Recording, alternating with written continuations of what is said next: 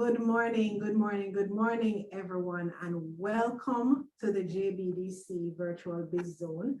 My name is Sansia Campbell, and I'm going to be your host for this morning. Now, this morning, we're jumping right into it. First of all, I want to thank you for joining us this morning.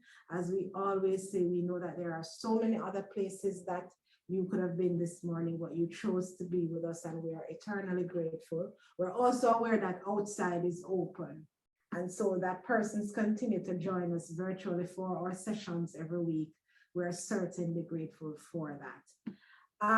So this morning, we're going to be talking about data privacy. And you know that, of course, especially since COVID, we are now operating in a more digital space. So we're doing a lot of our meetings online, a lot of our communications are now via email or mobile phones, whether it's business or kids' school or anything at all, a lot of shopping going on online. And so it is so important for us to protect our data online. And so this morning we have with us a gentleman that is going to be sharing with us under the theme, preventing the hack attack, right? So let me tell you a little bit about him. His name is Almando Cox. He is a University of Liverpool graduate and a holder of a master's degree in information systems management. He has over 2 decades experience in IT service management, and he has worked in both functional and senior IT positions, right? Now, a very important thing about Mr. Almando Cox, and I take the time right here to boast, because Mr. Cox is one of the graduates from the JBDC Accelerator program. I think it was cohort 3. Almando can correct me if I'm wrong, but he was, and while he was in the program, he was awarded the most entrepreneurial mindset. So you know, say, is a big deal IT specialist that we have with us this morning. And then on top of that, in 2020, he was named the JBDC Boss Man of the Year, because he's just the boss around here. And so we want to thank Almando for taking the time to join us this morning. A reminder that the session will be recorded and it will be available on the JBDC YouTube channel at JBDC Jamaica. So if you have anyone that needed to have joined and they were unable to, or you're not able to stay, or you can want to rewatch it later on, that is where you'll be able to find it. As a reminder as well, we will take questions. So while Mr. Cox is speaking, you can drop your questions in the chat so that you don't forget them. But we do have a dedicated question and answer segment that we will facilitate right on the completion of Mr. Cox's presentation. So without further ado, it's over to you, Almando.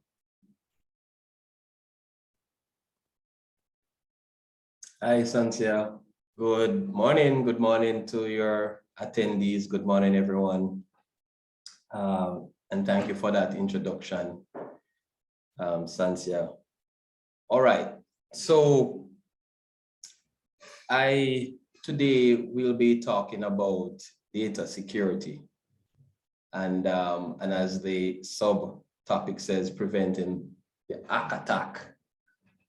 And a lot of times when we talk about, we hear technology, it sometimes fly over our heads because we think it is for the practitioners, it's for IT people. But the reality is you, the participants, are to be informed and educated. It's really for everyone.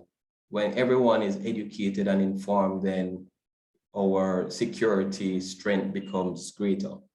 And so I want to implore you to pay attention. If you have your friends that are not online, prompt them and say, don't miss this session, because there's going to be some nuggets that I hope to share with you today. Also, I want to say that before I begin, the session here, it's relevant for you in your space, whether you're an employee, whether you're an employer, and whether you just have a phone and Wi-Fi at home. all of that is relevant. And you will see as we go through this conversation that this is not limited to a corporate space. It also applies to your home and that and your family, right? My ask today is just one thing: engage, participate. I get lonely quite often, and so I would like to know that I'm not speaking to myself. I know that Sansia is there, so she won't leave me alone, but I'd love to hear more people, put your comments in the chat. If you think there's something that's not clear to you, let us hear. If you would like me to expand on something more, that's quite fine. If you do agree and you can relate, also let me know that, yes, you can appreciate what I'm saying, right? So just one request, just participate, okay? All right, so I'm about to share and go along with this session. And as I said earlier, this is a conversation. I don't like to be pushing information. I don't communicate that way.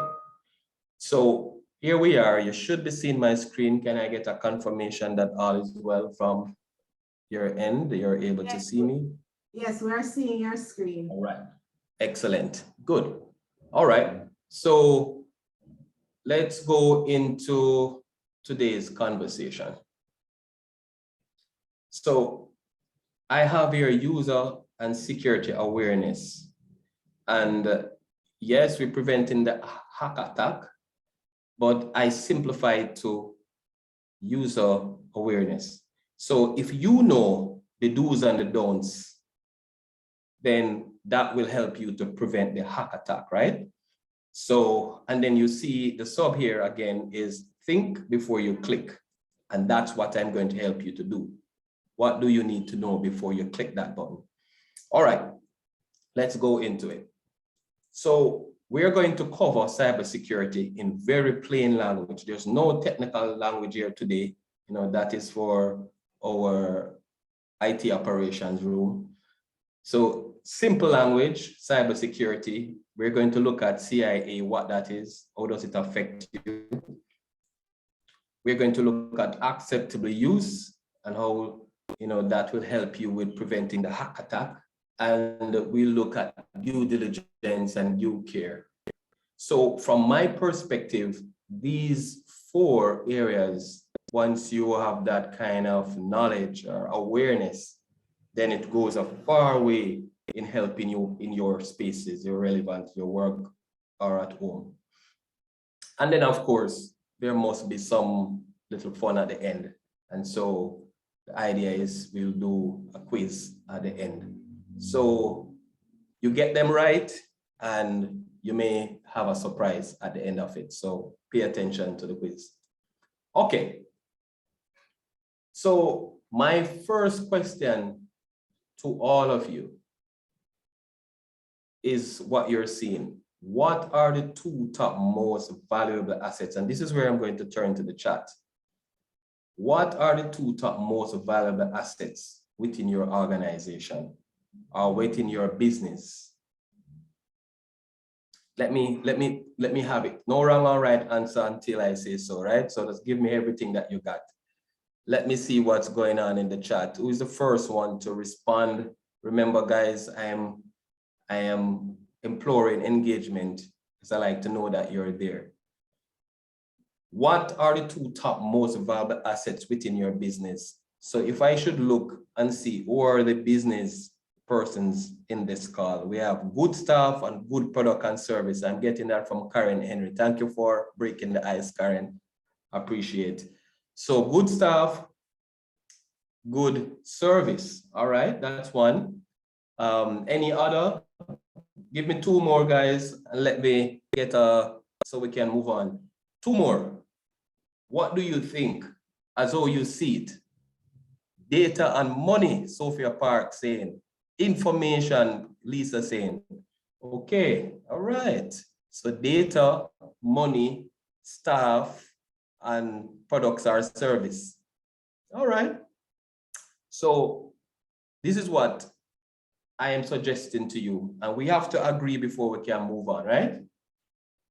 So the people, and I see that we have, this is mentioned here, the staff, right? So I'm suggesting to you that the people, one of two, and I'm suggesting the other one is data. And I saw Sophia Parks got that one as well, right? Now, as I said to you, everything else that I'm going to be discussing with you is going to be on this. And so we have to agree on this slide before we can move on. So I need your permission to agree that we are on the same page, because if not, I would love to hear if you disagree. Because here's my reasoning. If you have a business without people, then is it really a business? You know, who does all of that additional thing that is required? You can have robots, but you still need people.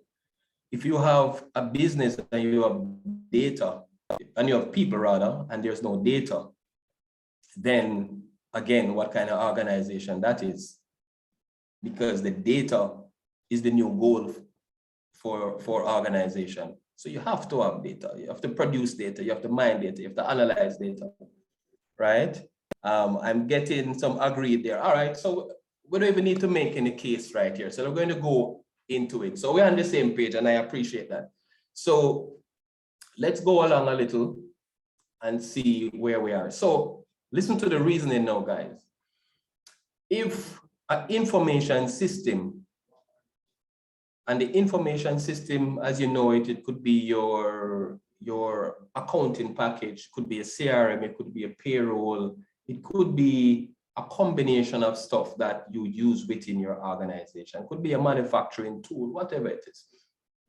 If your information system, according to the books, is made up of four, some say 4 or 5, right?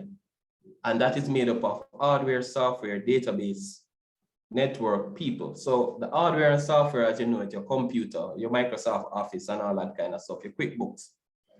Your database, whether it's a database as a Microsoft database, or it's just your file folder with your files and stuff, or your network, which is how you connect and print or you access the internet, or the people who use all of that.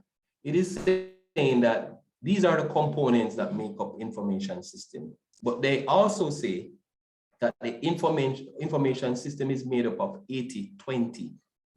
80% is the people and 20% is the technology. Let me make that sink in a little more. So if the information system has a ratio of 80-20, 20% is technology, which is what? The hardware, software, the database, the network, and 80% is people, then just by reasoning, you would see that the people is even more important or most important in the information system. See if you get that reasoning. So if that is true, then it means that we need to be giving the people a lot of attention. You know what exists a lot of times? You think about the Peachtree and the QuickBooks and the Microsoft 365 and all those kind of stuff. And it's all this panacea. It's supposed to bring you glory and your business is supposed to bloom and everything should work fine. But how much knowledge transfer and awareness is done to the people? You might decide that you're going to buy the best antivirus and the best software and the best thing and the best firewall, best everything. But remember, if the ratio is 80-20, that doesn't matter how much money you spend or how many experts you have in security. If you don't educate and make the people aware, that's going to be your weakest link into your information system. So that's what I want. I want us to move to that understanding as we go forward in this conversation, to see that what you're doing here today is knowledge transfer, it's security awareness, it is the people that we are dealing with today, not the hardware, software, database, and network. And so clap yourself for being present and carve some time out of your schedule to have this kind of conversation, because it's important, right? So we're going to move straight then into it, since we're on the same page. we're going to talk about cybersecurity. Now, the first one we're talking about, what is cybersecurity? Very simple language, right? It is a deliberate attempt to protect your digital assets from unauthorized use. That's it. That's cybersecurity. So you are here making yourself aware is part of your cybersecurity strategy. You are ensuring that you have antivirus on your devices. That is part of your cybersecurity strategy, right? You are ensuring that when you hire a new accounting clerk, that new accounting clerk go and watch a video on cybersecurity, right? Or whatever it is, if you have someone can do an orientation, that's you. So it's a deliberate action, right? That's all it is. Now, let's move into have an idea of why a strategy or the knowledge of cybersecurity is important. Now, you see a little house, well, not a little house, you see a house in front of you right there. And then you might ask me what this have to do with cybersecurity. And it's simply as what it is, not related. I'm just using this picture that I dug up from online when I first created this presentation back then as an analogy to help to explain why you have to pay attention, why you have to pay attention to prevent the hack attack. Now, here's the house. So pretty, right? Looks solid, sound, everything. It looks pretty secure too, right? I mean, you have the fence. You see that the windows are there and it looks like the windows are grilled, or maybe that's part of the design, but it looks pretty secure, right? It's a fair position. Now, consider in the normal world, as in the world that we strive to achieve, someone want to come to Sansia, say, let's give this house to Sansia. So this is Sansia. And so someone want to enter Sansia's home. Then, you know, the normal protocol, you either call Sansia to say you want to visit, or you go to the gate and you knock the gate, or you call Sansia. You know, that's respect, right? That's for protocol. And then Sansia might acknowledge you or come pull the gate for you, or you come and you come to the door and get let in. You know, that's what we'd like. However, in the real world, somebody might just jump this fence. Them not have no response, them not have no respect. They don't have no discipline. They don't care about your boundaries. They jump the fence. A matter of fact, some people go further and they go and try your door to see if it's locked. Some persons might try to climb up on the balcony and check one of the windows to see if they were left open, or try all kind of method to infiltrate Sansia's home. That right there is what happens in seconds for many people. For you on your phone, for you on your tablet, for you at your home doing your banking or at your business. That's the kind of things that we have to deal with, right? So I'm going to carry the conversation a little more so you to see now how we're going to protect. So let's look at another cross section of this house. So this is Sansia's house. Let's look at this situation. So Sansia is at JBDC and she's doing some work, and she needs to pass some information to her colleague. But here, there's a launch going on today. And so Sansia needs to get this thing here done. So she doesn't want to come in too early. So she stays back at work, sort out what she has to sort out, and then she goes in the office to finish it up so she can be ready for today's launch. So she's at home, come and, you know, heal up her children and her husband and everything, and she gone go work. So she have her flash drive and she'll work on the presentation or the whatever it is for the launch. Now she's done, right? And so now she's ready to go. She passed the flash drive to another colleague, and another colleague work on their part, and then they pass it back to somebody else, and then they carry it back to the office. And there they go, finish what they have to do. They're happy, ready to the launch, and ready to look at the result of the project. No, what Sansia didn't know is that the file that she has on her flash drive is infected. She got it from a colleague who has a laptop at home that doesn't have any antivirus, that is her brother got it from somebody else. And so Sansia walked into her house, walked through her security. Watch the reasoning now, guys. Walked through the gate, walked through the door, went into her room and decided to work.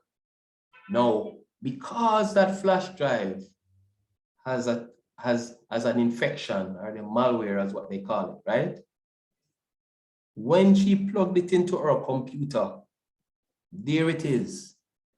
Mr. Bad Boy, let me see who I can call out. So we have Arthur Harrison, who is the perpetrator, who is the hacker, is one side, and Arthur is one side waiting to see who is going to come online and him get an alert. Bam! Somebody got clicked on the link and is now online, and they look at it and see that Sansia at somewhere up Cherry Gardens has clicked on the link. Him start to rub him hand now and say, all right, cool, let's see what Sansia going to do now. And so Sansia gone through and she do whatever she's doing. She left her computer up, and this Arthur started to traverse the laptop looking for private and confidential stuff, right? Not say anything to Sansia. No, Sansia don't know that her thing is compromised. Days pass, possibly months pass. No alert, no sign, nothing look like anything untoward. And Arthur has been one side just waiting on an opportunity, collecting information, seeing all of Sansia's personal stuff and private matters within the house, right? And when you have enough information, you say, all right, ready. Send a little email to Sansia now and say, listen, I have some private information that I'm about to share. You need to send me some money, right? Else I'm going to leak this online. A matter of fact, I'm going to encrypt everything on your machine so you can't use the machine any at all, called ransomware. So now, not going too deep into it, but what I'm going to say to you now, look at what happened. Arthur didn't set foot in Sansia's house any at all. He probably didn't even know where Sansia lived. All he did was to set a trap somewhere that somebody clicked on, got infected, passed the infection around. Sansia happened to get that infection because he shared her flash drive, right?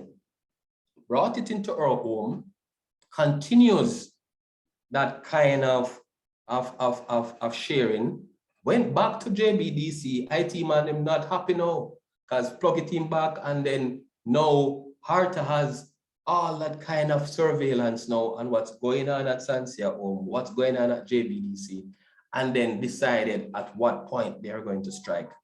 That's a simplified version of a very common practice.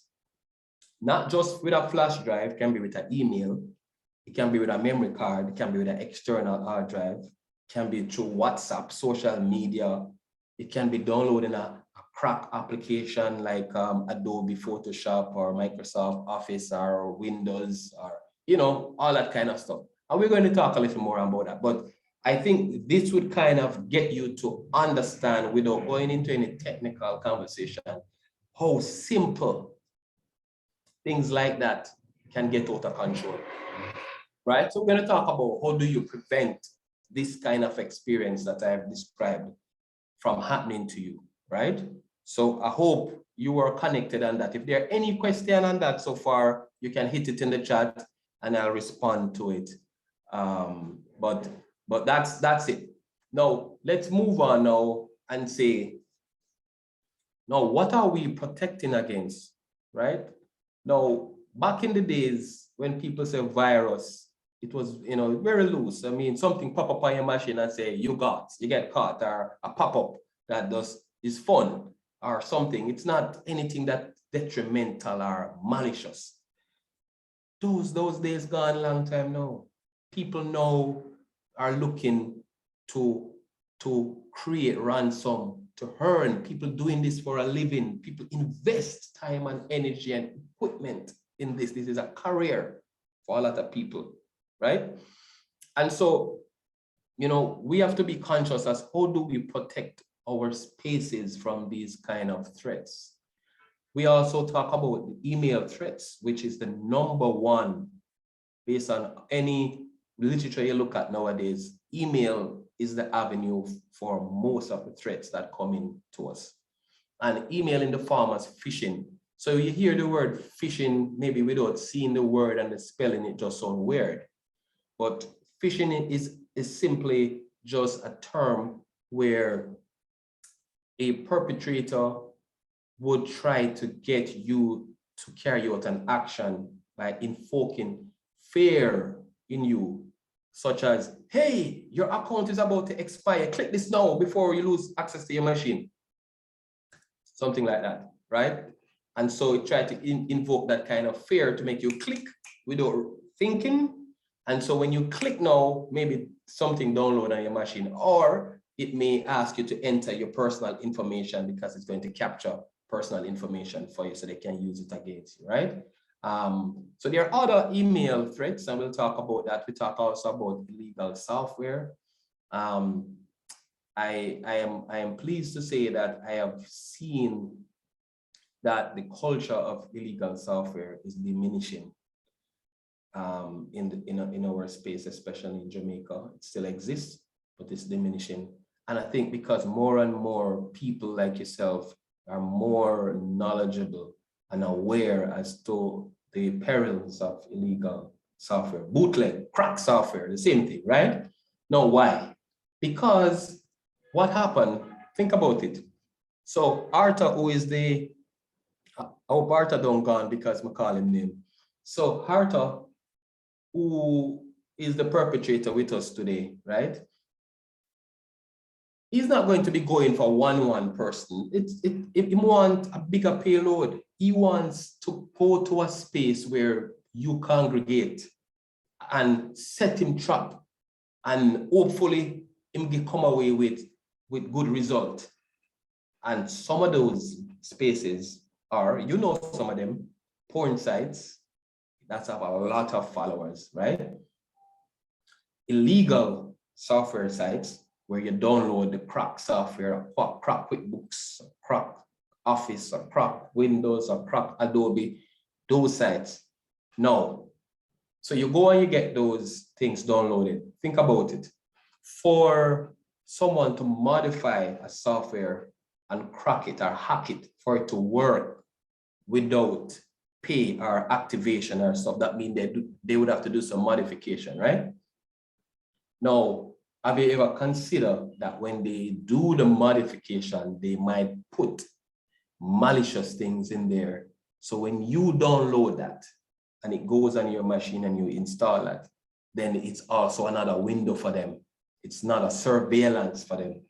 And yes, it's why crack sites and the torrent sites and those places that some of you get your stuff from is riddled with a lot of these things. So you want to be conscious of that. So if you have a business, certainly not. I mean, maybe you can't afford it, so you run the trial until you can afford it in a month time or 3 months, depends on what software it is. But just be conscious that you give up on $200, $300 now because you're saying it's free, but the cost of and the repercussion of a cyber attack can be way, way more than that. That can be, likely will be more than that. Other things you want to look out for is like unsafe websites, right? How do you identify that? We're going to talk about that a little more. We talked about the storage, external drives. If you have to share it, what do you need to do? How do you manage all that kind of stuff? There's a term we call bring your own device. So if your employee is allowed to bring their own device, is there any standard in place, right? Or is it that they must have antivirus on their devices? Do you accept updates and patches and so forth? So we're going to talk about that. Another emerging thing that I've seen is QR code. So QR code is convenient and nice. And of course, I can see the value for it.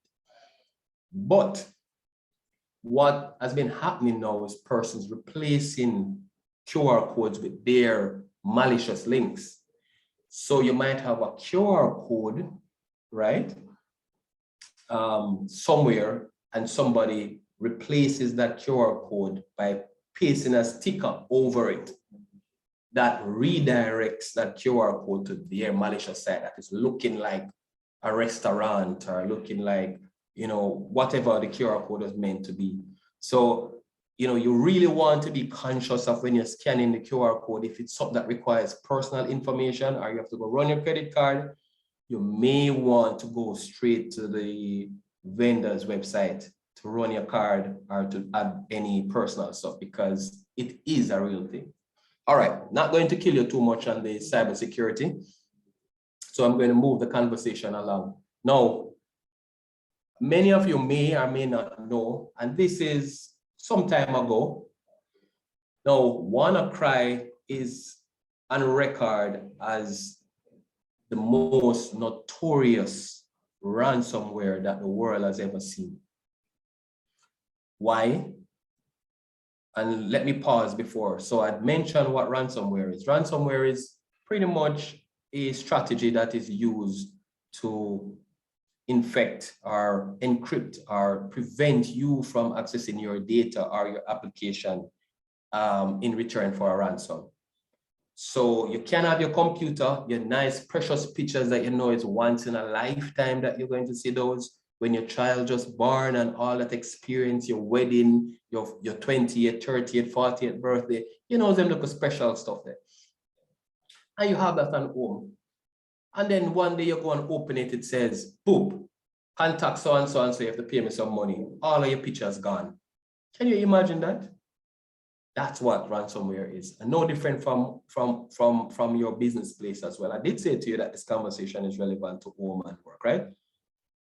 But what ransomware did, WannaCry did, that example I gave you earlier, where one infected person to another infected person to another infected person, these guys were able to get an army of computers, thousands of computers infected.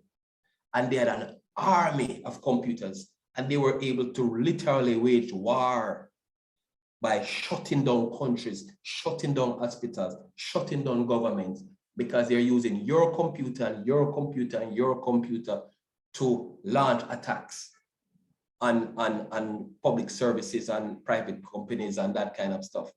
And when you have some time, you can go and Google it and see, and it crippled economy because of its impact.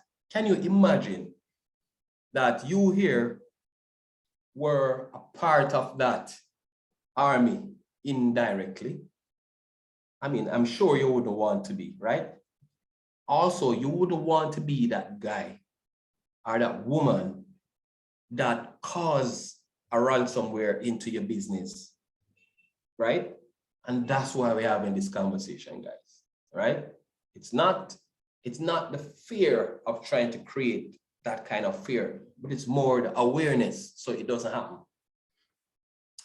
Okay, so let's go down on this some more. So obviously some do's and don'ts. I've touched on it, so we'll just breeze through this. And that is, we avoid chain messages, right? What am I talking about? You send forward messages, KFC giving out voucher, JetBlue giving away free ticket, click on this link if you share it to 10 people and those kind of stuff, guys. I mean, you would think, and I'm sure many of you probably on this call might say, boy, but who really does share this? How can you be so gullible? But guys, this or that is something that is real and it's still happening. Some persons don't even read it, just look like a free something, forward it to the group, right? And that forward right there is contributing to some of these cyber risk that we are talking about. right? We talked about avoid illegal use of software and all that kind of stuff. So we don't need to go any too deep on that because we already have it. But let's look at this. Here's my challenge to you. So this is an example of a chain message. This is via WhatsApp. And this was 2014. Never mind the unit of the currency right there. But just look at the structure. Have you ever seen something close to this before? And in my years of doing this kind of presentation, maybe only one time in a group that someone has said they have never seen something like this. And I have done many of these talks, and persons, every time persons say, yep, they have seen something like this. So I put it to you. Right? As Karen said, this is so frightening. Don't worry about it, Karen. After today's conversation, I'm sure you'll be aware and you'll be fine. It's just the knowledge, right? Don't need to sit down into a classroom to get this kind of knowledge. Right at JBDC, B.O.S.S, this is good enough for you to be protected and knowledgeable. But let me put it to you guys in the chat. Who in this group has never seen something like this? Just let me know. Because can you imagine, this is what, 15, 16, 17, 80 years ago. And in today's world, we're still seeing format like this. Send it in and your thing going to turn gold or turn blue or WhatsApp going to disconnect you and those kind of stuff. Can you imagine? So now think about this. If this existed so long and it is still being done and forwarded into your contacts and all of this kind of stuff, then when it's riddled with links and stuff that is tracking your IP address so they know where you are, tracking you and all that kind of stuff, you're just giving power to the perpetrator. When these things come at you guys, the first thing you look at it and you say, click this, send this to 100 people to get a blessing, or send this and it's going to turn the blue, or send this, delete. That's what I'm saying to you. Delete. Right? All right, let's move this along. Now, we've been talking about cybersecurity, and we've been focusing mainly on desktops and laptops. But pause and think about this for a moment. Think about your cell phone. How similar a cell phone is to a computer. What's really the difference? Is it really a computer? Does it have display, which is output device? Does it have input device, keyboard or touch? Does it have a processor? Does it have memory? Does it have software? Does it have storage? Yeah. In fact, there are many people who used to attend, well, and still do attend school on their phone or do work on their phone. So really, it is a computer, supportable, right? So my question to you now, show hands here, who doesn't have antivirus on their phones? And I'm joking, by the way, I don't want to know, so don't show your hands, because you know yourself, right? But who doesn't have antivirus on your phone? And think about it. If your phone is connected to the internet, and remember the internet is made up of good and bad people, right? Different people, with different objectives. The ones that will follow protocols and respect your gate, and they'll call Sansia and they'll wait, and if they don't hear Sansia, they're gone. But you have other person who come at the gate and call Sansia. They don't hear Sansia, and they say, oh, jump fence, time to go, right? And so how can you then have a cell phone connected to the internet where the bad boys are, thousands of computers and sites and applications, have your personal thing on it, your private things that happen in the bedroom or outside, and you have that on your phone, walking up and down with, connected to the internet, and you don't have an antivirus on it. Think about how crazy that is. Just listen to the sound of it. It doesn't sound what, don't it? Right? So I don't need to tell you what you need to do immediately after this, or even during this. go to your store, whether it's iPhone, whether it's Android or otherwise, go and look for, I have some recommendations there that are free, and go and get at least a free antivirus on your device right away, right? As soon as you can.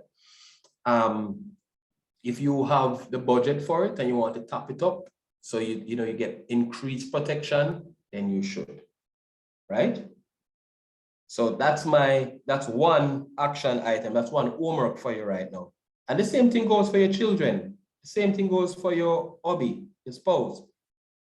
Everybody needs to have antivirus on their phones, right? All right.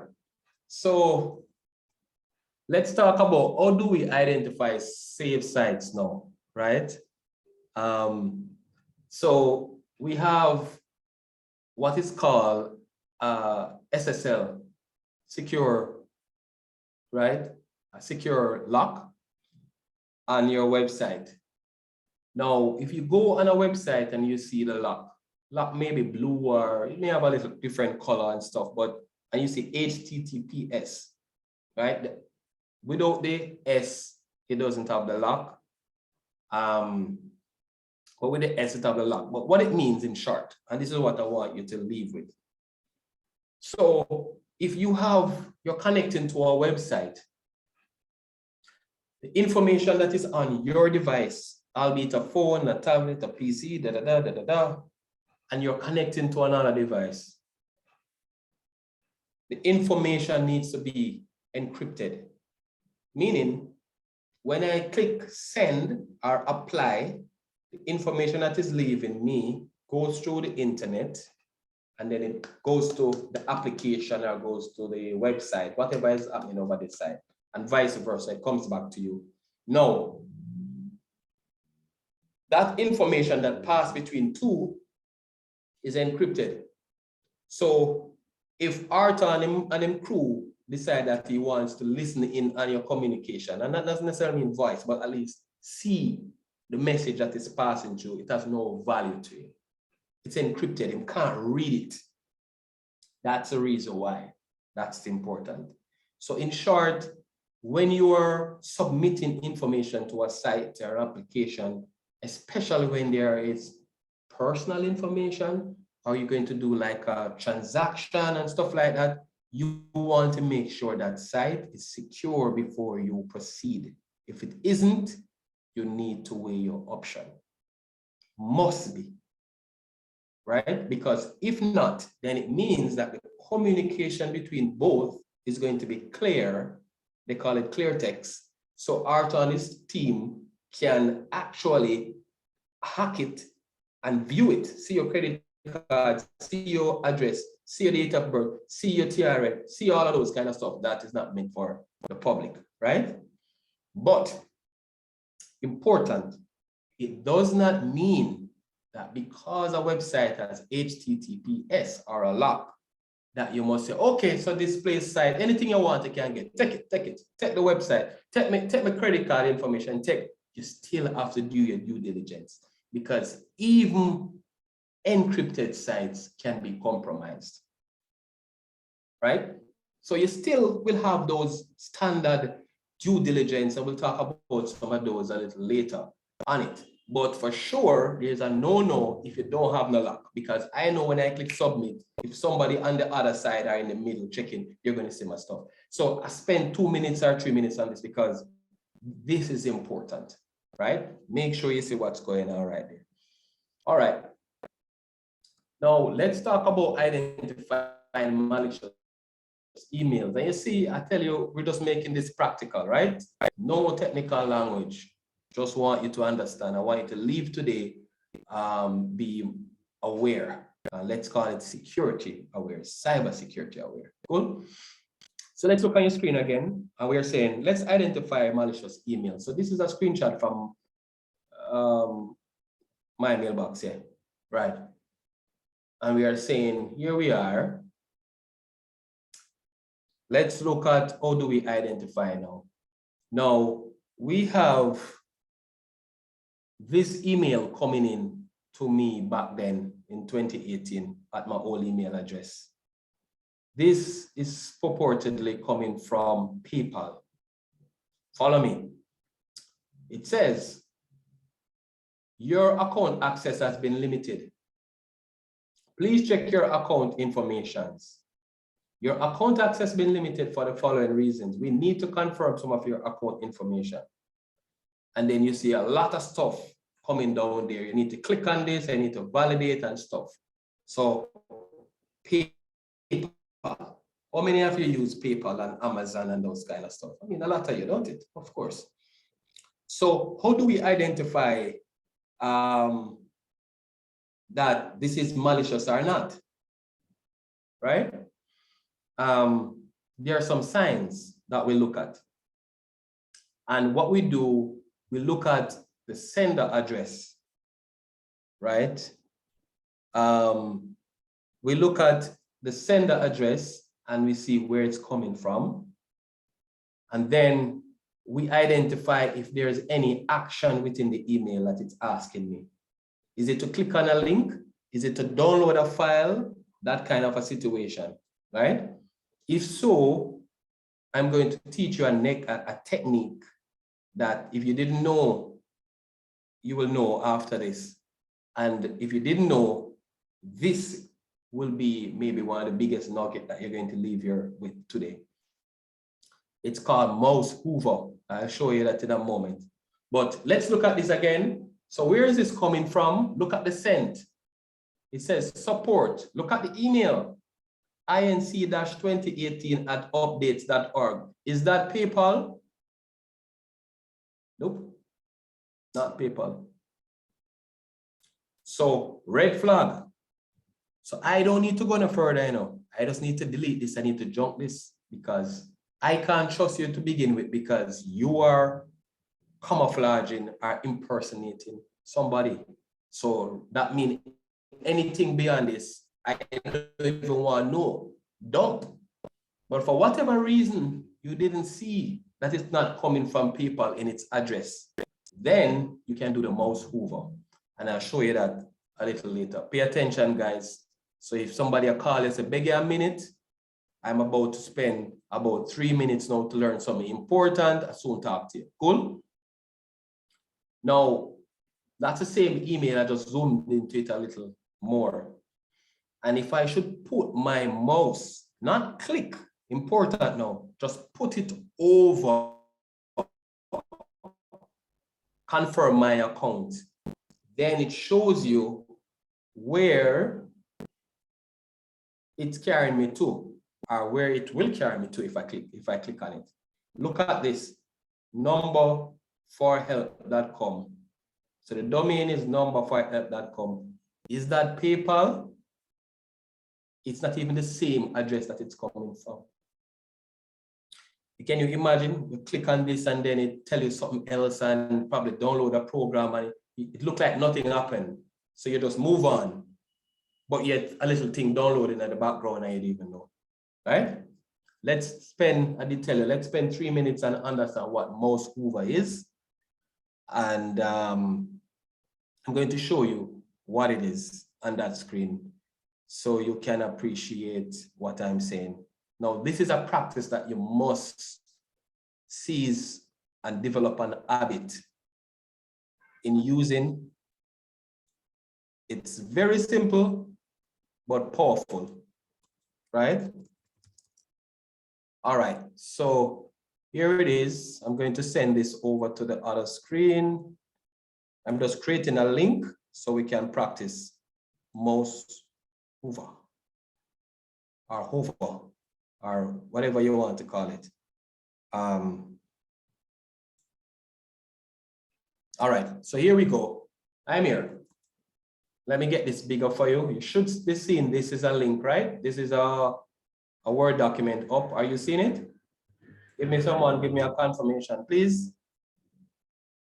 All right, excellent. All right, so I'm in a Word document. And then, remember I said I am not going to click it. I just put the mouse over it. Look at that. See that? You realize the little comment thing comes up? Look at the domain. Look at the domain. What's the domain? What's the domain, guys? Tell me what you see. What's the domain you're seeing here? Because that's the key. We need to understand the domain. Don't be caught up with the long string of numbers and stuff, but identifying the domain is important. What is the domain that we are seeing here? Okay, so we are seeing https resolveitjm.sharepoint.com. So what would be the domain? What you have read a while ago is like a web address, like a URL. So the domain is sharepoint.com. Right. Okay. Right. SharePoint.com is the domain. Yeah. Thanks for that. So once we mouse over, you will always see this. Now, I want you to make note of this. It doesn't matter where you are. If it's a PowerPoint, if it's a PDF document, if it is an Excel, if it's a website, if it is it doesn't matter. Once you mouse over, you're going to get it. Let's show you another one. So let's bring up something like a Firefox for a moment, right? You will always see where it's going to go. All right, so here we go now. I have Firefox up and running. And let's say we're going to go somewhere. Let's go to JBDC, the best site to go to right now, right? JBDC.net.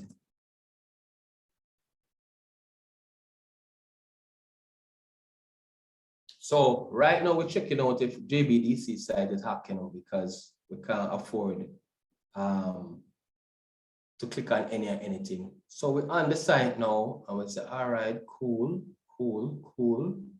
nice. All right, what is the action that we need? Let's see what's going on in the blog because I want to learn from JBDC. So watch this now. Look down the bottom. I'm not sure if you can see it on my screen. Let me resize this, or maybe it is. I want you to pay attention down here. So let's go again. You saw that? JBDC.net is the domain. You saw that? Tell me if you've seen that, guys. Put it in the chat. So it's carrying me. It's going to be on another page, but it's on JBDC's domain. Let's check another one. Saw that? And it doesn't matter where. It doesn't matter where the link carries you. It doesn't matter if it's a PDF document. It doesn't matter if it's an Excel document. Once you mouse over on it and it's a clickable link, let me see if I can get an email to show you the importance of this, yeah? But we want to make sure that you leave with these important, okay, so here's an email. Well, this one is not hidden. I'm actually seeing the link, so it's not hidden. But if I were to mouse over, all right, here we go. Here's another one. Mouse over. See? Right? So that's the message I want you to take away from this segment of the conversation, that you don't have to go into this blindly. You can always mouse over things. And we're going to test you if you're learning what this is, because we're going to talk about it a little later. But that's pretty much that for this. I'm going to move on a little more. Let me know if you get it though, guys. Important. If I don't impart any knowledge at all today, you must learn how to do this. Simple. All right. So let's go down on this conversation. So here's an example of a phishing email. This is actually real, right? So an email was sent out to customers for said it was from NCB. And then when they clicked on it, you will see what comes up next. Where is this mail coming from, guys? Look at the domain. See that? ncbonline.com. Is that NCB's domain as all you know it for persons who are NCB customers? No. No. You might remember what this looked like back in the days for NCB customers. This is what something looking like this was the login for the NCB platform. Now, can you imagine that this got and caught many people, because when they clicked on the link, it carried them to another page looking like NCB, and persons, yes, did enter their credit card information and got caught. You see how far these people are going to catch you or trick you. That is why simple knowledge like this is so important. That's why we are having this conversation, right? More people like you that understand these basic stuff is the least success that these people are going to get. All right, so we wrapped up cybersecurity. We're going to move this on now, guys. We're going to talk about data CIA, and pretty much what the C is confidentiality. Obviously, not everything that you have within the business is for the eyes of everybody, not for the eyes of all customers, not for the eyes of all employees. Same thing goes in your homes. Everything you have on your phone or on your laptop is not for the eyes for the children. Not everybody needs to see it, right? So how do we maintain confidentiality? And we have different things. And we're seeing here, you can use password, pins, we can use multi-factor authentication. I'll tell you what that is in a while, encryption and so forth. So I talked about your phone earlier, and we were saying, well, your phone is a computer. And I was imploring you, make sure you have an antivirus on your computer. How can you not have a PIN or a password on your computer, your phone, right? You need to, right? Now, let's talk about multi-factor authentication. Now, pay attention, guys. In the past, password was it to lock out the bad guys. Give me one password and lock you out. Now, password alone is insufficient. Weak password can be hacked in hours. Complex password can be days. So what has happened is that security has moved now past passwords only. Start to use what is called multi-factor.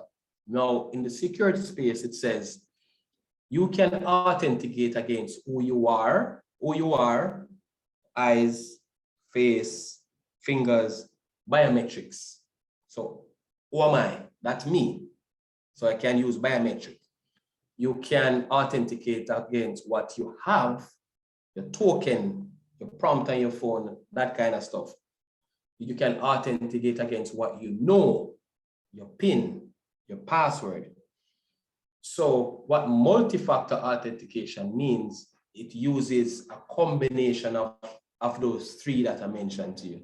So it's either with password, with biometrics, or password with what you know, which is like a authenticator app or something, right? You'll say like you're on Google and you try to connect to another site and it prompts you and say, is it this you? Confirm it's you. That's multi-factor authentication. So what most people are using is what you might see on Facebook and so forth is like 2FA, two-factor authentication. It is saying that use two things to authenticate, and implore you guys, if you have confidential information in any app, you must employ two-factor authentication. They all have it. It's almost a standard nowadays. It's just that some of them not enforcing it to say you must have it because they fear the fallout of people can't bother. And they just say, oh, well, we have two-factor authentication, 2FA, but you decide if you want it or not. But I am saying to you right now, your Facebook, your Instagram, your everything that has your personal information must be secured with 2FA. Password alone, if somebody wants to hack you, they'll do it in a week All right, and it's not to fear, not to scare you, but it's just to let you understand. Don't get that false sense of security that I have a password, so I'm good. You need more than that now. That's the reality of our times. Good. And you can download password managers and stuff like LastPass free and others we can use to help to create secure passwords. So you don't need to memorize it, because the reality is now we are human beings. And we tend to want to remember passwords like a word or something, date of birth, my address, or my middle name or something, because it's easier to remember. And I get that, or I might want to write it down, but there's a larger thing at stake here, because someone hack your business and that can be detrimental to your business. So the little more inconvenience is even better and cost you less later on, right? All right. Let's look at an example. So this is public knowledge. This was taken from Gleaner, I believe it was, I think. I don't remember if it was Gleaner I got it from. So, you know, some time ago, there was this said to be data leak, and, you know, social media get involved and say, Ray, you know, VMBS and that. But it later found out that it was really an human error. It wasn't a malicious or a hack or something that really caused. But in short, I think what the story was saying, someone meant to share something internally, but it was accidentally shared with an external list. So people got it. Now, can you imagine if you are like a medical center, or you're doing stuff like that, or you have one of those business that if somebody get to see the information for 1 minute, it's detrimental. So that's why you have to put processes in place and leverage technology. So in situations like that, if, for example, you have credit card or you have your customer list, if somebody tried to hit forward on your email, like using Microsoft 365, you could set it up and say, these kind of things is not allowed to be emailed. So even if someone clicks send, it's going to reject you and say, you are not allowed to share this list. So the question that you must ask yourself, that if an accident should happen, that I accidentally send something, what are my options? How do I prevent it from happening? And as long as you can settle in your mind that what are your workaround or what you can do, that's fine. But a lot of times, because you have never thought about it in the time when the emotions start to go, you don't even know how to move. You freeze. So think about that. Okay, so so you have confidentiality again, and we talk about data privacy. This is a topic on itself, but it's to show you why privacy is so important, that countries around the world, and Jamaica, of course, included, has now regularizing, now putting legislation in place to protect data and cause you, the owner or the data processor, or different terms in data privacy, to be accountable. So it means that if you have customer information and use it for something that was never meant to be, so a customer sign up on your website and they say, boy, I'm interested in such and such and such, and you didn't get permission to send them marketing information or share their information, and you do that, then you actually can be, you'd be breaching some laws, and that there are even penalties that involved with that. So this is another topic that we should have a conversation on, to understand the implication of it and what processes and stuff. But you can see that data confidentiality is a big deal, big deal. All right, so the I in the CIA is for integrity. I'll breeze through this one.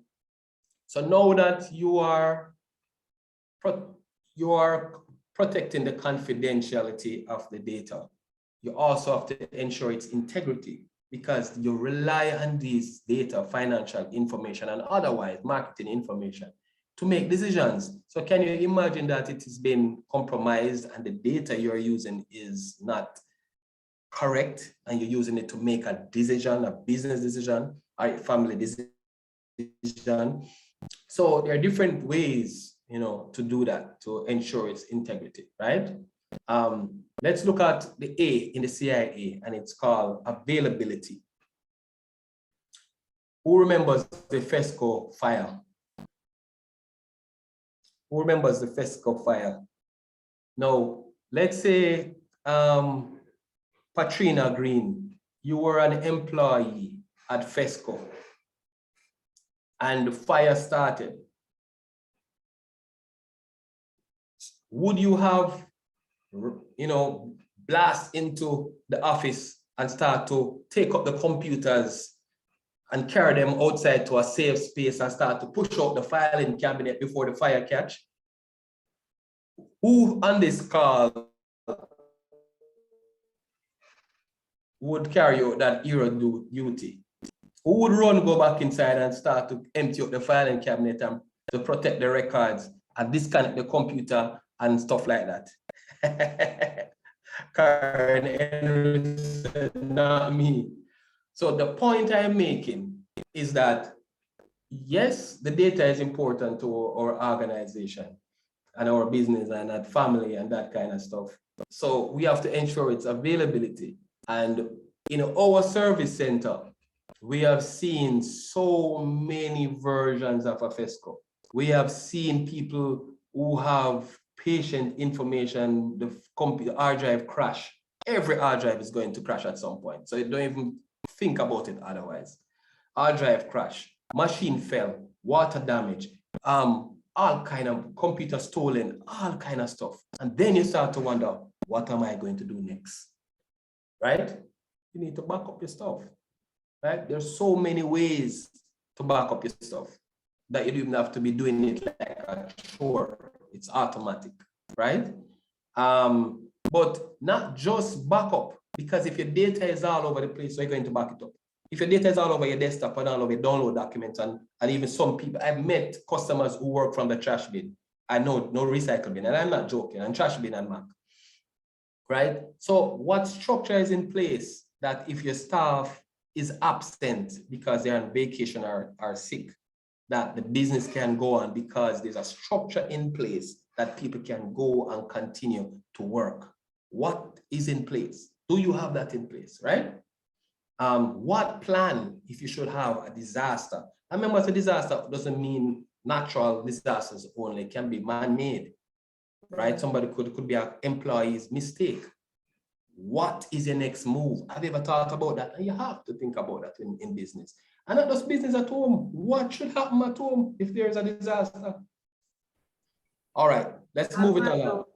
Yeah. Almando, let me ask you, what about looking at the issue of backup? You talked about the hard drive, but what other options are there for backing up your data and backing up your business information and stuff? All right, good. Thanks for that question. Okay, so if we come in from the premise that every hard drive will fail at some point, it could be we have people who buy a machine and in 6 months your hard drive fail. It just happened, right? It's man-made business. You can't swear off it. Or people may never have a hard drive failure, but because of its uncertainty, you want the insurance backup. So let's talk about some options. Now, the most common ones that are being used now is the OneDrives and the Google Drives and so forth. So you sign up for your free account and you get your OneDrive with, I don't remember if it's 5 or 10 gigs now you get, and you sign up for your Google Drive with a Gmail account and you get your free cloud storage. You could simply put that on your computer, set it up, and it will sync the data from your local machine into your cloud storage. So if my hard drive goes kaput, I just go on another machine, log into my web thing, and I can work. Or I just install again the app, sign in, and it brings back my data, and I continue to work. So that's a simple version. Some other persons might employ other tools like what we use for business, that we would install application on their QuickBooks or wherever, which one of business applications you have, and you set that up and you forget it because now somebody's managing it. It's backing up if something goes wrong. A service provider would say to you, we need to take a look at this because we realized that the backup failed yesterday. Other persons use other methods like external hard drives, but the challenge with that is that if you have a FESCO situation and you have an external hard drive with your data, you're still out in the cold. So you really want to have a backup that have your data away from the source. So in technology, they have a term called the 3-2-1 rule, meaning you have 3 copies of your data. The one that you're working on, a copy, and another one somewhere else. And then 2, meaning the 2 means that they are on 2 different medium. So maybe one is on your hard drive, one is maybe in the cloud, or one might be on your hard drive, or one might be on a CD, that kind of situation. And then the 1 means that 1 copy of your data must be stored off-site. So if whatever method or strategy you are using, you're compliant with the 3-2-1 rule, then you're good. But the most convenient way to achieve that would be have like a cloud backup. So that's an approach. Did that answer your question, Sansia? It did. Okay, excellent. And remember again, this goes for home as well, right? Those are the special pictures and videos we want to watch 10 years time. Yeah. Now, here's someone's desktop, right? Let me see, who is this? Could this be Simone Dolphy? Simone, is this your desktop? Now, maybe there is some method to this madness and Simone knows how to use this, right? And this worked for her, possibly. But what then happened if this is Simone and Simone needs continuity and somebody needs to find the document says report? Can you find the report on this in that desktop? Right? You can imagine the maze, right? Right? So here's the thing. You want your thing to be organized, right? And this, although it may work for you, may not be the best way of doing things. And especially, how do you back this up unless you're backing up the entire desktop, right? All right, so we are on the third one, acceptable use, right? What is it? We're talking about what it is that you're allowed to do or not allowed to do. In your business, what it is that the employees are allowed to do or not allowed to do. Are they aware? Are they aware as to what is allowed? Are they aware as to how do I use the internet? What can I do or not do on the internet? What can I use a company email to do or not do? These things are there to help with what we talk about, the cybersecurity strategy as well. It's not because of control and you want a big stick. No, it's because the structure is important to help with your cybersecurity strategy, right? Same thing at home. What the children is allowed to do or not to do with the internet. If you're sharing your internet with your neighbor, what are they allowed to do or not to do? That's simply what it is. May not be a nice, polished policy, but it's documented. So somebody else can read it and know, and everybody who comes in the organization know. Yeah? So what are some of the things that you look at? Computer access control. Do you share passwords? Everybody is using the same password? No. Red flag. What do you use the internet to do? Can you use the internet to sign up for your personal Facebook or your games online or etc., etc.? No, shouldn't be. What happens at the end of the day? Do you clear your desk? What if you have confidential information for your employees? What if you have confidential information for your clients? Do you clear your desk? Do you put it away? Do you have a client in front of you in your business and you get up and gone and have all of your customers file there for somebody to eavesdrop on it, right?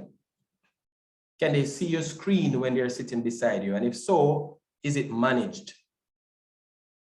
How do you manage remote work when you're working from home? Do you have a nice little space where you set up that it is, confidential? Yeah, that's what that really is. So you can probably get the connection by now why this is important. Yeah. All right. So guys, we are moving down to the fourth one. Let me see what's going on. I guess we'll go to the chat in a moment, Sansia. So let's look at the fourth one, and then we're going to the quiz. Remember, make sure you have your notes. I hope that you've been taking notes, right? Due diligence versus due care. What does this have to do with cybersecurity and prevent the hack attack? Why is this important, a matter of fact? Why we've not talked about this, right? So let me summarize all this for you. So due diligence, you're identifying the risk. Due care, what are you doing about it?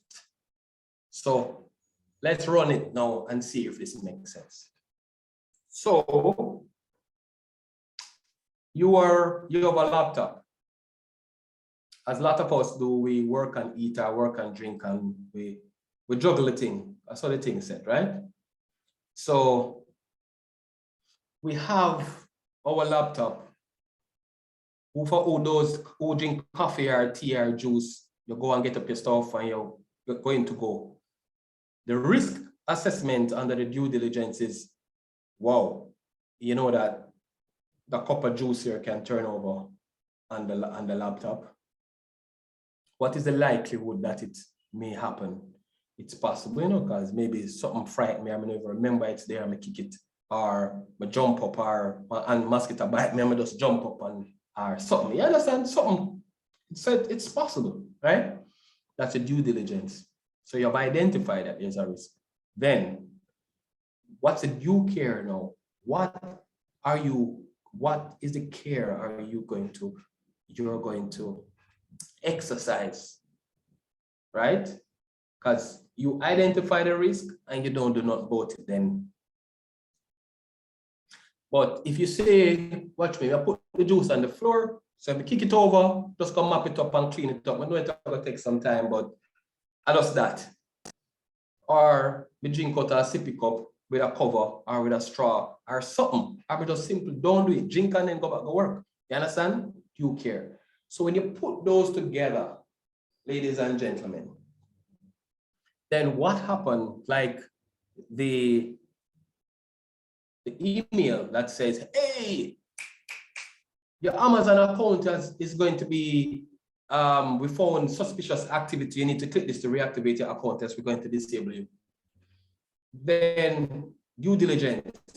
Is it possible that this could be a phishing thing or a hack attempt? Yeah, it's possible. What did you care? What we're going to do, guys? Put it in the chat. What we're going to do before we click on the link. Let me see if we're going to send some certificate to you guys for certifying your cyber secure. What are you going to do if you get a link that says your thing is compromised? Click on this right now. I know you're going to exercise due care. What due care are you going to exercise? Put it in the chat, guys, because right now, Simone says she's going to delete it. All right, yeah. But how do you know that it is not legit? And then here comes my hacker.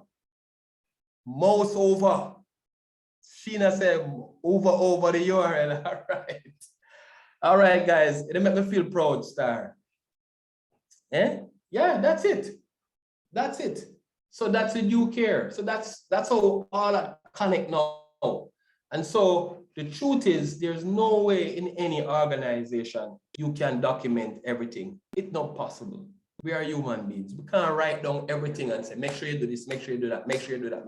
Some of that you have to leave to the professionalism, to our character, to the people who work, to people who in our organization, people in our homes. We have to rely on them, give them the knowledge, make them aware, right? Yeah. All right. So, so what are some of the due diligence? I gave you the coffee tea example right there, but you're doing some of it right now. and it's training and practice. It's really awareness. So you are taking the time out to disconnect from the day-to-day to get this kind of information so you know, how do I move forward with some of these kind of things, right? When there are issues, you report it. So you call your IT service provider and say, boy, you know, it's a thing and thing, got an email today. She clicked the link, and afterwards she tell me that she clicked the link, but we didn't see anything happen, but we just want to be sure that there's nothing going on, right? The laptop fall from you, you say, boy, the laptop fell, you take it up and brush it off, and, you know, but it seemed like it's okay, but check it out. You get a prompt, updates. You take the updates. Let me tell you the story about why updates are important. So what if you have your little Zoom or your Adobe or your whatever application, Microsoft Word, QuickBooks, Peachtree, all that kind of jazz, and you have it on your machine, and a vulnerability has been identified by someone, and the vendor identified it by the report, and they say, whoa, people can use this vulnerability to get in on Sansia's computer. Let's create a fix for this quick and fast. Write up the process and stuff, push it to everybody and say, take this update because this update is a security update. But Sansia busy as usual because she had tried to make sure that she achieve her KPIs at JBDC, right? So she see the prompt come up on her computer to take the update for Microsoft Office or Windows, and it says, take the installation. Yeah, man, I can't take a restart now, man. We need to finish up this thing up. Bam, hibernate our machine. Next day, prompt her again. Sansi, remember you need to take this up. Yes, man, me soon come, man, me soon come. And you're gone, how much days with the prompt there, just wanting to be installed, possibly restart your computer to take the thing to protect you. But because the pressures of the work or the family, you'd ignore it. And then you're still vulnerable. You see how simple that is, guys? Yeah, just like that. So updates are not always adding features or upgrades. Sometimes it's security related. So you want to be conscious of that. And of course, I don't think we can identify this or say this so often that you need to scrutinize websites and emails.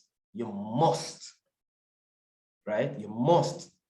Even if, for example, this is a site that you visit so often, and then today you go on it to tell you about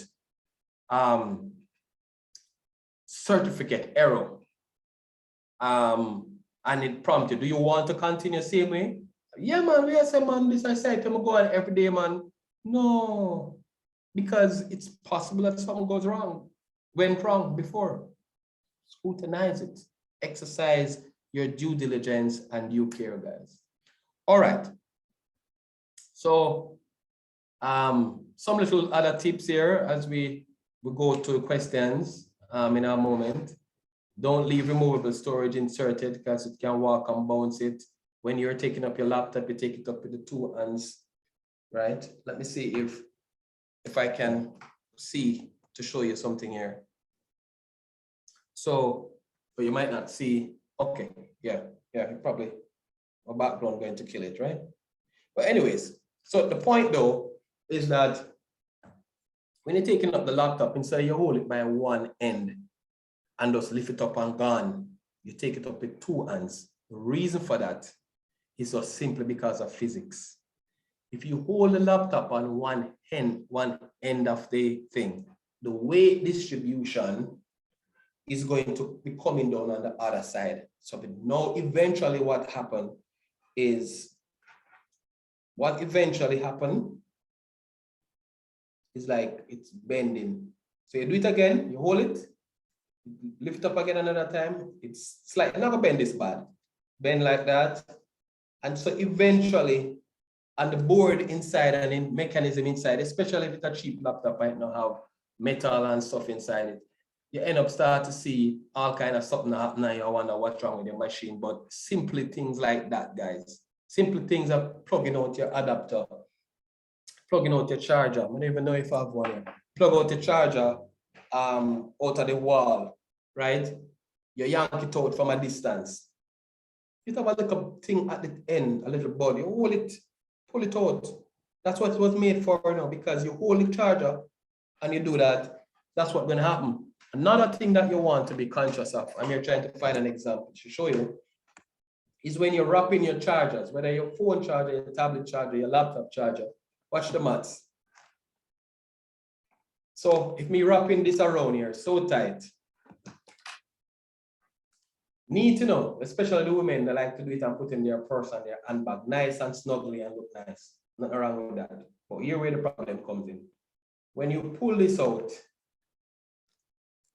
do it again another day, pull it out again, do it another day. What happened now, guys? Watch your maths. Copper inside it. Again, copper is doing this. Over on days. Then what do you think going to happen? Think about it. It's going to break. Because that's what happens when it does this. It's going to break. And then that's where you get open circuit and shards and all that kind of stuff, right? So I showed this in. It's not cybersecurity per se.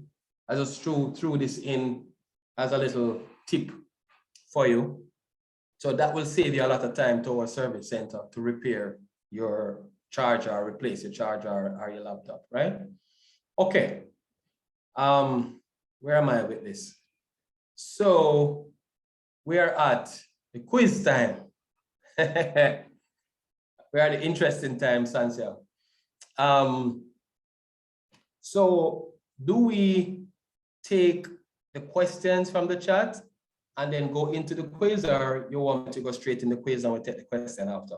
Whichever works for you. Tell me, guys, in the chat. Straight to the quiz, Almando, straight to the quiz. All right, let's go straight to the quiz. Let's go. All right, ready, guys? Let's go.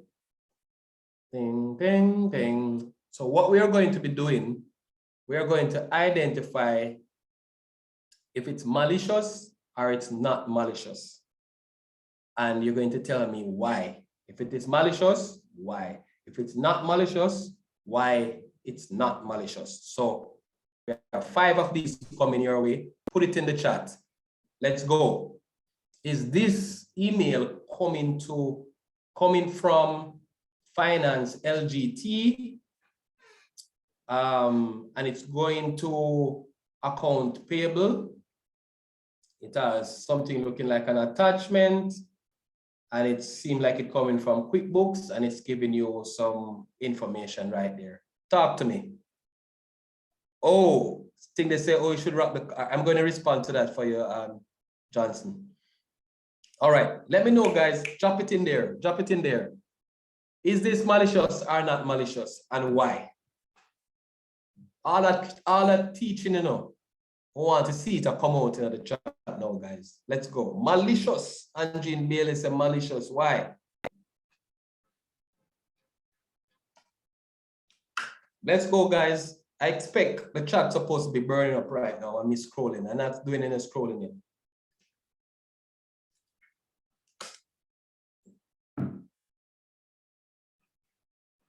Arthur says malicious. It's wrong URL. Okay. We're gonna have to explain that, Arthur, in a moment. Any other one? Sophia Parks, come at the front of the class for a moment. Talk to me. What's going on? Simone, I want to hear from you. I haven't heard from Lisa nor Mandy. Neither, I don't think I heard from Beverly. Come, guys, talk to me. Mandy says malicious. The domain is fairtech.com and not from Finance LGT. All right. All right, Mandy, I hear you. Any more, guys? I'm about to go to the next one now. All right, so let's go and see what it is. Okay, here we go. So what I did, guys, I did a mouse over on the wire confirmation PDF, which is actually a hyperlinked attachment. So if I had clicked on this attachment that looks like a PDF to be downloaded, is actually a link. And see where it's going? What's the domain? Real quick. 1drv.ms is the domain. There's no relations to what's going on in this email. Red flag. Let's run through it now. Now you kind of get where I'm going now. Let's run through. Here's another one. Coming from supposed to be Microsoft, password expiration notice. Hello, Cox.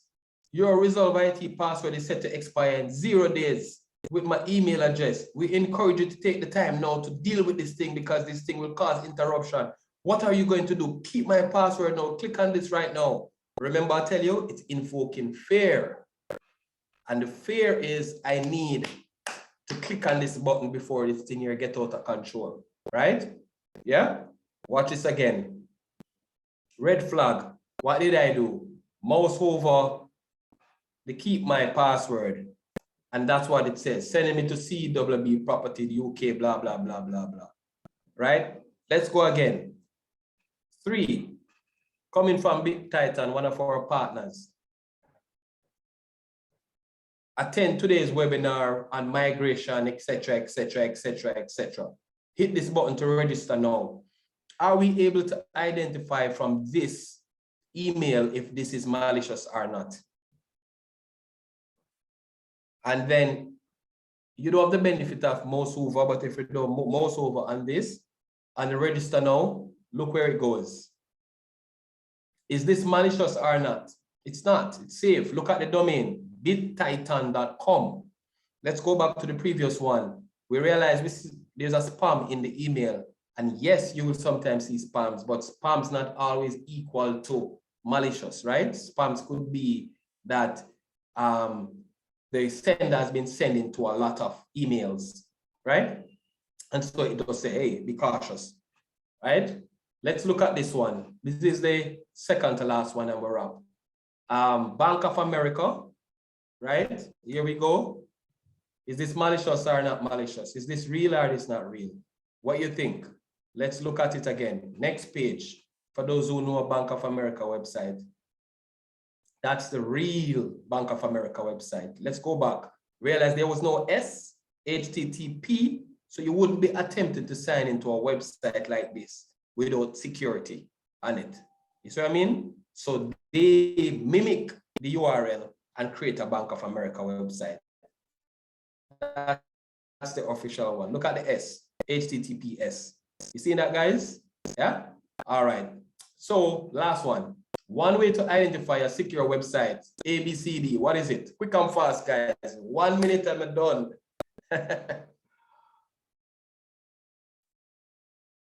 ABC, fast or slow. I'm seeing C, the padlock left of the website. All right. I don't have to show off, man. All right, there you go. Yeah, that's the padlock. Okay. And then someone said D. Yeah. Simon, not this time. Okay. D, the secure button will show at the bottom of the page. But you couldn't see the bottom of the page and it doesn't necessarily show. So here's one, same situation, coming from Microsoft 365. Put the mouse over it again, look where it's going, RSBXSFLV. No, rather, it is salada something shy.com is the domain. And that we have identified that that's not it. So I kind of rushed this in because I didn't want us to lose out any more time if there's anything from the chat. But that's really the end of my conversation on this slide, guys. So I will pause and bring Sansia in and you let me know if there is anything from the chat that requires my attention or if there's any questions that we should consider. Almando, you were totally comprehensive, informative, interesting, and everything. I think you would have covered quite a bit of what I would have wanted to ask. I was actually writing down questions, but every time I wrote down a question, the presentation moved in that direction after that. So I just want to thank you so much for joining us this morning. I believe this will be one of the sessions that will be watched over and over and over again because it has so much useful and practical information in there. I learned a lot. I learned a whole lot because I didn't know that if you mouse over the link or whatever is sent, it will tell you exactly where the information is going. I know how to identify, phishing emails because you get them sometimes. And like NCB will always say that, I will never send you an email asking for your password. No bank will send you that. But just for information purposes, it's great to know that if you hover over the link, you will get that information. So Almando, what I will ask you to do, I see where you have put your email address in the chat. You can put all your contact information in there so that if anyone needs to contact you, they can go ahead and do so. But it is at this point that we will have to wrap this up for today. There are lots of things happening at JBDC, as everyone would imagine. And as we take the time to transition to outside, I have to go outside today because we have a thing that's happening outside. So thank you so much, Almando, for joining us today. Thank you for the very, very invaluable information that you shared with us. And for those persons that joined us, thank you for staying with us. Thank you so much for staying with us. And again, please remember that the session was recorded, and so it will be available on our YouTube channel. So check it out on there, subscribe, click our links on any social media platform at JBDC Jamaica for Facebook, Instagram, YouTube, Twitter. So follow us on any of those and engage with us. We are so happy to welcome your questions, any information that you can share so that we can make our MSMEs better. So thank you very much, everyone, for joining us, and have a fantastic rest of the day.